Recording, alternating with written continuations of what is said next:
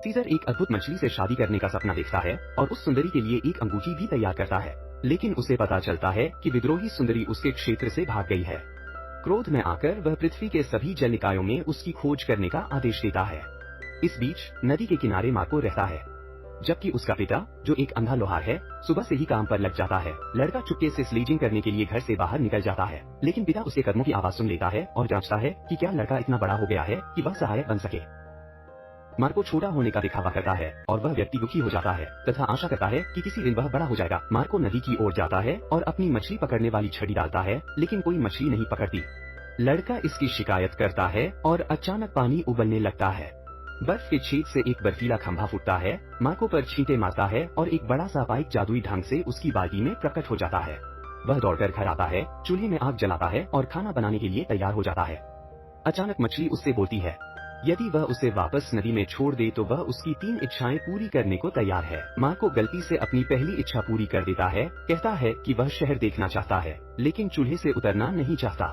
Pipe चूल्हे को झोपड़ी से बाहर निकालता है और शहर की ओर चला जाता है। मार्को स्टोव से चिपका हुआ सड़क पर तेजी से भागता है, जिससे राहगीर और जानवर डर जाते हैं। ठंड से ठिठुरते हुए मार्को रुक जाता है और अपनी दूसरी इच्छा पूरी करता है, सर्दियों के बीच में गर्मी की कामना करता है। बर्फ की जगह हरी घास आ जाती है और सड़क नदी में बदल जाती है, जहां मार्को गिर जाता है। वह रेंगते हुए किनारे पर आता है और परेशान हो जाता है। उसने 2 इच्छाएं खर्च कर दी और बदले में उसे कुछ भी अच्छा नहीं मिला। मार्को अपनी तीसरी इच्छा के बारे में सोच रहा है जब उसका सामना डाकुओं से होता है। कुछ भी मूल्यवान न पाकर वे उसकी बाल्टी और पाइप ले लेते हैं, लेकिन मार्को मछली छोड़ने का इरादा नहीं रखता। वह बाल्टी पकड़ लेता है और भागने लगता है, लेकिन डाकू उसका पीछा करते हैं। मार्को पाइप को वापस नदी में फेंक देता है, लेकिन वह स्वयं पकड़ा जाता है और एक पेड़ पर उल्टा लटका दिया जाता है। जल्द ही उसे नदी की तरफ से एक लड़की आती हुई दिखाई देती है। वह लड़के को मुक्त कर देती है और वह तुरंत पानी की ओर दौड़ता है, इस उम्मीद में कि उसे अपनी मछली मिल जाएगी।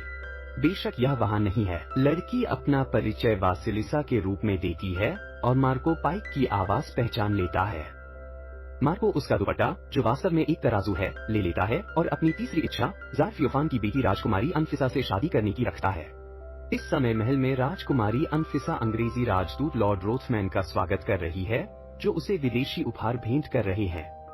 इस समय भगवान एक यांत्रिक अंग का प्रदर्शन कर रहे हैं, जिसे वास्तव में अंदर मौजूद एक बौने द्वारा संचालित किया जाता है। जबकि फियोफन इस चमत्कार का निरीक्षण कर रहा है, अमेलिया और वासिलिसा जार के दरबार में पहुंचते हैं, बाढ़ के ऊपर चढ़ते हैं और जो कुछ हो रहा है उसे देखने लगते हैं। इस बीच जार विदेशी चमत्कार को मात देने की इच्छा रखते हुए दावा करता है कि उनके पास कुछ बेहतर है, एक स्वजाने वाला संगीन, और जो कोई भी इसे सुनेगा वह नाचना शुरू कर देगा।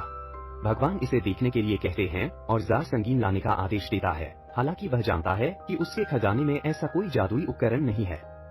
मार्को बाढ़ से नीचे कूद जाता है और चमत्कारिक संगीन लाने की पेशकश करता है, बदले में अपनी बेटी अनफिसा से शादी की मांग करता है। राजकुमारी एक आम आदमी की दुस्साहसता से हैरान है, लेकिन जार लड़के की बहादुरी और चपलता से प्रभावित है। वह मार्को की इच्छा के अनुसार कार्य करने के लिए सहमत हो जाता है और लड़का बिल्ली की खोज के लिए तैयार हो जाता है, लेकिन वासिलिसा उसे चेतावनी देती है कि बिल्ली बेयोन बहुत चालाक और खतरनाक प्राणी है। जब वह किसी व्यक्ति से मिलता है तो उससे एक गाना चुनने के लिए कहता है। यदि कोई दुख भरा गीत चुना जाता है तो बिल्ली उसे गाती है और व्यक्ति सो जाता है तथा बिल्ली के जबड़े में ही मर जाता है। लेकिन अगर बिल्ली कोई खुशनुमा गाना गाती है तो व्यक्ति नाचने लगता है और तब तक नहीं रुकता जब तक उसकी मौत नहीं हो जाती। हालांकि इससे अमेलिया पर कोई असर नहीं पड़ता और वासिलिसा उसके साथ चली जाती है। जल्द ही वे अंधेरे जंगल में पहुंच जाते हैं, लेकिन यहाँ लड़की अमेलिया को छोड़ देती है। वह झाड़ियों के बीच से अपना रास्ता बनाता है और जल्द ही बिल्ली से मिलता है। बेयोन अपने प्रश्न पूछता है और अमेलिया दुख भरा गीत चुनती है। बिल्ली गाना शुरू कर देती है, लेकिन लड़का भी अचानक उसके साथ गाने लगता है, क्योंकि यह वही गाना है जो उसकी माँ बचपन में उसे गाती थी। यह महसूस करते हुए कि गीत का लड़के पर कोई प्रभाव नहीं पड़ रहा है, बेयोन बिल्ली रोने लगती है और मार्को को बिल्ली पर दया आती है तथा वह उसे थोड़ा दूध पिलाता है। बिल्ली स्वेच्छा से अपनी संगीन साथ लेकर महल में जाने को तैयार हो जाती है। इस बीच वासिलिसा को सीजर का दूत एक मेंढक मिल जाता है। वह उसे याद दिलाती है कि शादी के लिए सब कुछ तैयार है और उसे एक पोशाक चुनने के लिए कहती है। इस प्रकार पास आता मार्को यह बातचीत सुन लेता है और लड़की बताती है कि वह जार की कर्जदार है। उसने उसे जाल से बचाया और वह उससे शतरंज का खेल हार गई। मार्को पूरे विश्वास के साथ कहता है कि वह आसानी से किसी को भी हरा सकता है, हालांकि वह नहीं जानता कि शतरंज क्या है। कंपनी महल में वापस आती है, जहां लॉर्ड रोथमैन राजकुमारी अनफिसा के सामने विवाह का प्रस्ताव रखता है। मार्को के आगमन से वह बाधित हो जाता है और अपनी बेयोन बिल्ली के साथ बेयोन पर हमला करता है। बिल्ली चाबियां दबाती है और वहां उपस्थित सभी लोग नाचने लगते हैं। जार ने बयोन को सुरक्षा के तहत छुपाने का आदेश दिया और बयोन नामक बिल्ली को युद्ध बिल्ली के रूप में नियुक्त किया। एक साधारण किसान से शादी नहीं करना चाहती, इसलिए अनफिसा एक चाल चलती है, सभी को यह याद दिलाते हुए कि वह एक जार की बेटी है और उसके हाथ के लिए एक इच्छा पर्याप्त नहीं है, वह दूसरी इच्छा पूरी करने के लिए समय मांगती है। रात में एनफिसा अपनी मां सेरेना अग्रिपीना के भूत की ओर मुड़ती है, जो मार्को के लिए एक असंभव कार्य लेकर आती है। सुबह के समय भगवान एक अंग्रेजी जूसर, भाप से चलने वाली सब्जी काटने वाली मशीन, जिसके अंदर वही बौना है, के साथ जार को प्रभावित करने का प्रयास करते हैं। थियोफान को विदेशी यंत्र की श्रेष्ठता को स्वीकार करना पड़ता है और फिर अनफिसा उसे एक जादुई मेजपोश की याद दिलाती है, जिसे फैलाने पर कोई भी भोजन तैयार हो जाता है। मार्को को बुलाता है और उसे मेजपोश ढूंढकर महल में लाने का आदेश देता है। मार्को और वासिलिसा अपनी यात्रा पर निकल पड़े। रास्ते में लड़की उसे बताती है कि जादुई मेजपोश 2 भाइयों, पीने वाले आदमी और खाने वाले आदमी का है। हालांकि भाई राज्य की सीमाओं से परे पत्थर के शहर में रहते हैं। यात्रियों को जल्द ही आगे एक छोटा सा घर दिखाई देता है और वे उसके मालिक से कुछ खाने की मांग करते हैं। बूढ़ा आदमी अल्प भोजन देता है और बताता है कि उनका एक कठिन वर्ष था, वहाँ कोई वसंत नहीं था और खेत बिना बोए रह गए। मार्को को अपराध बोध होता है और वासिलिसा दंपति की वफादारी की प्रशंसा करते हुए उनकी तुलना सुई और धागे से करती है, लेकिन लड़का उसे आश्वासन देता है कि वह और राजकुमारी और भी बेहतर होंगे। वह भट्टी में काम करेगा और अनफिसा घर संभालेगी और बच्चों का पालन पोषण करेगी। वासिलिसा केवल उसके सपनों पर हंसती है। जल्द ही वे दोनों एक छोटे से पुल के पास पहुंचते हैं, जिस पर रूसी भूमि के अंत का संकेत लिखा हुआ है। लड़की उसे बताती है कि जो भी व्यक्ति पुल पार करता है वह रूसी भाषा भूल जाता है और केवल विदेशी भाषा में ही बात कर सकता है, लेकिन अमेलिया को उसकी बात पर विश्वास नहीं होता। वासिलिसा आगे बढ़ती है और मार्को से समझ से परे भाषा में बात करती है। भयभीत लड़का पुल पर लौटा है, लेकिन वासिलिसा हंसती है और उसे एहसास होता है कि उसने उसके साथ चाल चली है और वह उसके पीछे भागता है। जल्द ही वे पत्थर के शहर में पहुंच जाते हैं, जहां उन्हें 2 आदमी दिखाई देते हैं जो लगातार खाते रहते हैं। उन्हें यह शिकायत करते हुए सुनकर कि वे इस तरह के जीवन से कितने थक गए हैं और वे चाहते हैं कि कोई उनसे मेजपोश ले ले। मार्को उनके पास जाता है और जादुई वस्तु को जब्त करने की कोशिश करता है, लेकिन दिग्गज उस पर एक नारियल फेंक देते हैं और वह बेहोश हो जाता है। तब वासिलिसा उनसे झरने का पानी मांगती है। वे उसमें अपना प्रतिबिंब दिखते हैं और शर्मिंदा होते हैं। पुरुषों को याद है कि वे एक समय बहादुर कोसाक्स थे, जिन्होंने तुर्की सुल्तान के खिलाफ लड़ाई लड़ी थी, लेकिन अब वे इतने मोटे हो गए हैं कि वे पत्थर के शहर से बाहर भी नहीं निकल सकते। वे वासिलिसा से मेजपोश ले जाने को कहते हैं। आखिरी क्षण में मोटे लोग अपना मन बदल लेते हैं, लेकिन वासिलिसा भागने में सफल हो जाती है तथा मेजपोश और अमेलिया दोनों को अपने साथ ले जाती है। इस बीच भगवान अनफिसा को लंदन के बारे में बताते हैं और वह विदेश जाने का सपना देखती है। मार्को अपनी दुल्हन के लिए फूल चुनने का फैसला करता है, जो वासिलिसा को पसंद नहीं आता। लड़की लड़के की आंखें खोलने की कोशिश करती है, लेकिन वह यह विश्वास नहीं करता कि राजकुमारी उसे मरवाना चाहती है। वह भाषण पढ़ता है जो वह अपनी दुल्हन को देने की योजना बना रहा है और वासिलिसा सहमति के साथ जवाब देती है। हालांकि वह तुरंत अपनी गलती सुधारती है और उसे याद दिलाती है कि वह किसी और से शादी करना चाहता है। मार्को को पहली बार संदेह महसूस हुआ। बाद में राजकुमारी को बताया जाता है कि मार्को शहर में वापस आ गया है।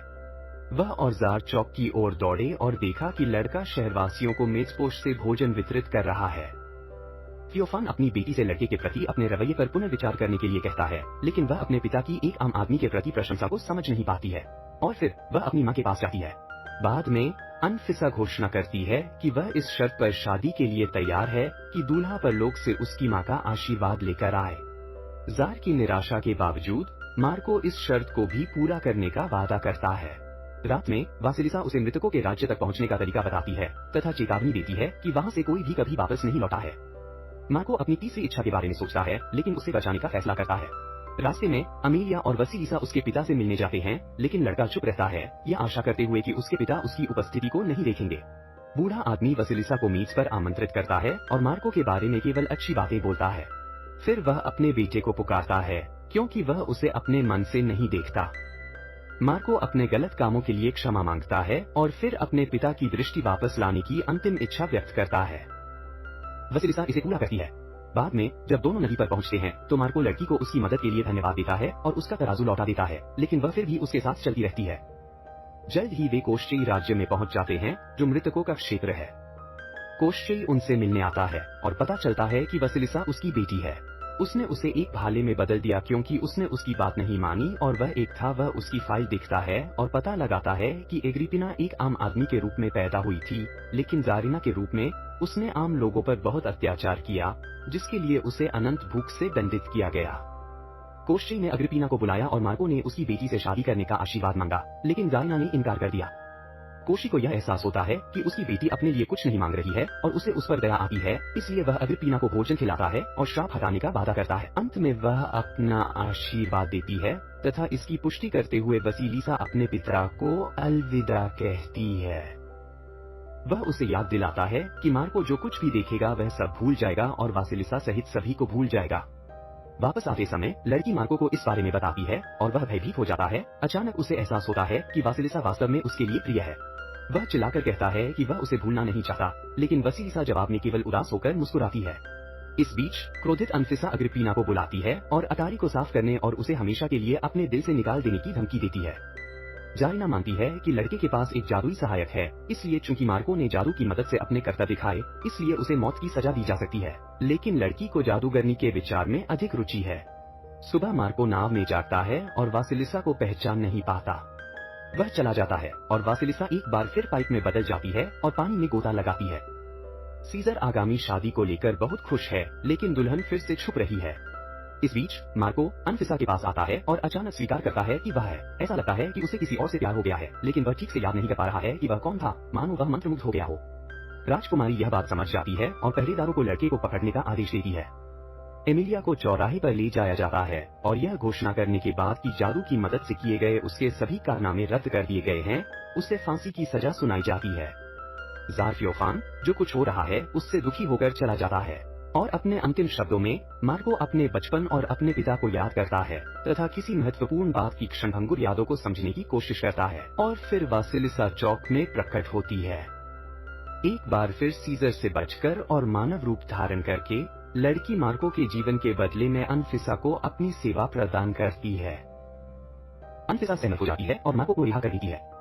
लड़की को फाटक से बाहर फेंक दिया गया। अपनी पहली इच्छा से अनफिसा स्वयं को जारिना बना लेती है। जार का मुकुट छीन लिया जाता है और उसे एक मीनार में बंद कर दिया जाता है। अनफिसा की दूसरी इच्छा इंग्लैंड के राजा की पत्नी बनने की है।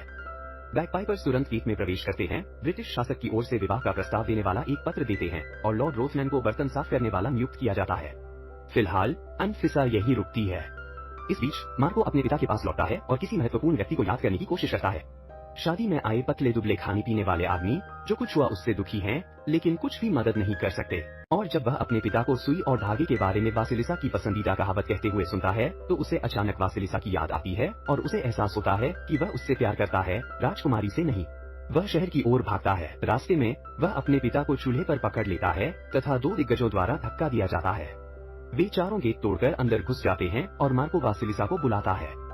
लड़की को आश्चर्य होता है कि वह उसे याद कर सकता है, लेकिन अनफिसा उसे रोकती है और उसे उसकी अंतिम इच्छा याद दिलाती है। हालांकि मार्को राजकुमारी से नहीं डरता, क्योंकि भले ही वह उसे नष्ट कर दे, वह उसके दोस्तों को कुछ नहीं कर सकती। तब राजकुमारी स्वयं भी जादूगरनी बनने की इच्छा रखती है, बिल्कुल वासिलिसा की तरह। अनफिसा तुरंत ही एक पाइप में बदल जाती है, लेकिन उसे पता चलता है कि उसकी नई शक्ति बेकार है, क्योंकि वह केवल अन्य लोगों की इच्छाएं ही पूरी कर सकती है। अनफिसा एक नौकर को अपने पास बुलाती है और उसे यह काम दोहराने का आदेश देती है। पाइक अपनी इच्छा बताती है, लेकिन वह कुछ क्वास चाहता है और पाइक से पति खोजने के लिए कहता है। और तुरंत ही सीजर एक कुएं से प्रकट होता है और अनफिसा को अपने राज्य में ले जाता है। वह विरोध करती है, लेकिन यह महसूस करते हुए कि वह एक राजा के साथ व्यवहार कर रही है, उसकी रानी बनने के लिए सहमत हो जाती है, जिससे वासिलिसा का अभिशाप टूट जाता है। मार्को अपना भाषण दोहराता है, जिस पर लड़की ने सहमति जताई थी, और अपनी दुल्हन को चुनता है। थियोफन पुनः राजा बन जाता है, अंग्रेज शासक घर चला जाता है तथा मार्को और वासिलिसा चूल्हे पर अपना हनीमून मनाने चले जाते हैं। यहीं पर फिल्म खत्म होती है।